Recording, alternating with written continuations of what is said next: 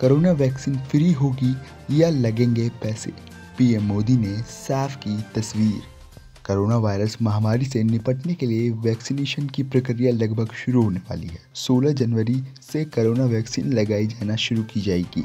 सोमवार को पीएम मोदी ने देश के सभी राज्यों के मुख्यमंत्री के संग बैठक की। इस दौरान पीएम मोदी ने ये तस्वीर भी साफ कर दी कि कोरोना वैक्सीन मुफ्त में लगेगी या इसके पैसे चुकाने होंगे।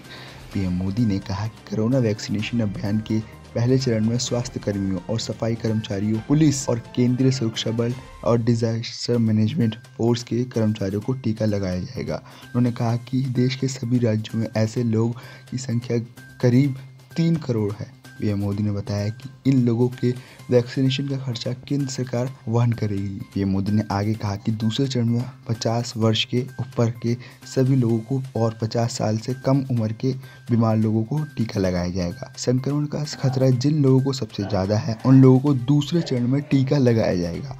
उन्होंने कहा कि देश के लगभग सभी जिलों में ड्राई रन भी पूरा कर दिया गया है। वैक्सीनेशन का मिलेगा सर्टिफिकेट। पीएम मोदी ने अपने संबोधन के दौरान बताया कि कोविड प्लेटफॉर्म पर कोरोना वैक्सीनेशन प्रक्रिया की निगरानी होगी। पहली डोज के बाद ही लोगों को डिजिटल सर्टिफिकेट देना होगा। दूसरी डोज लगने के बाद फाइनल सर्टिफिकेट दिया जाएगा। पीएम मोदी ने यह भी कहा कि कोरोना का टीका लगने के बाद अगर किसी का कोई असहजता भी होती है तो उसके लिए इंतजाम किया गया है। अफवाहों पर रोक लगाएं राज्य। मुख्यमंत्री बैठक में के दौरान पीएम मोदी ने कहा कि देश के दुश्मन और कुछ शरारती तत्व कोरोना वैक्सीन को लेकर अफवाह फैलाने की भी कोशिश करेंगे। हम ऐसे लोगों से सावधान रहना है। उन्होंने कहा कि राज्य को ऐसी अफवाह पर रोक लगाने के लिए सिर्फ सतर्क रहना होगा। बता दें कि देश भर में 16 जनवरी से कोरोना वैक्सीनेशन लगाई जाएगी। शुरुआती चरण में 3 करोड़ हेल्थ केयर और फ्रंट लाइनर वर्कर्स को वैक्सीन दी जाएगी। इसके बाद 50 साल से ऊपर लोगों और गंभीर बीमारी से ग्रस्त 50 साल से कम लोगों को कोरोना का टीका लगाया जाएगा। साथियों, आप सभी राज्यों के साथ सलाह मशवरा करके ही ये तय किया गया है कि टीकाकरण अभियान की शुरुआत में किसे प्राथमिकता दी जाएगी।